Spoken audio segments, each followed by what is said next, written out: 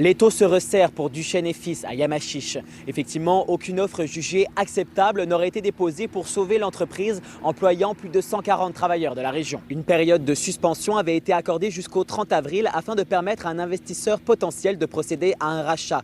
Une offre bonifiée aurait été déposée jeudi soir, mais toujours jugée insatisfaisante par les deux créanciers que sont la Banque royale du Canada et la Banque de développement du Canada. De leur côté, on prioriserait plutôt la liquidation des actifs de l'entreprise. Le dossier reviendra devant la Cour supérieure le 6 mai, mais selon le député fédéral de Berthier-Maskinongé, Yves Perron, tout n'est pas encore perdu. Moi, dans mon livre, tant qu'on a des délais, c'est des bonnes nouvelles. Et ça veut dire qu'il y a du travail qui se fait. Vous savez, une offre n'est pas suffisante jusqu'à temps qu'elle le soit. Moi, ce que je me dis, c'est qu'il y a du travail qui continue à se faire par les gens qui font des offres. Et ça ne peut qu'être positif. Le jour où on sera défaitiste, c'est quand on annoncera que c'est terminé puis qu'on procède à la liquidation. Ce qui n'était pas le cas aujourd'hui, malgré que je suis d'accord avec vous, là, ce qui est dit en cours, c'est inquiétant.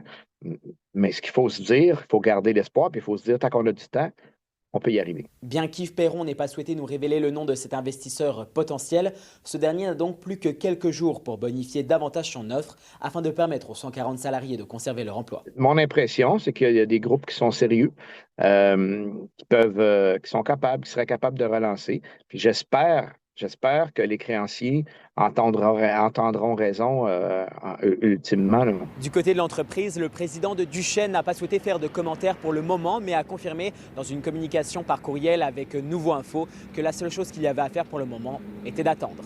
À Yamachiche, Samuel Bideau pour Nouveau Info.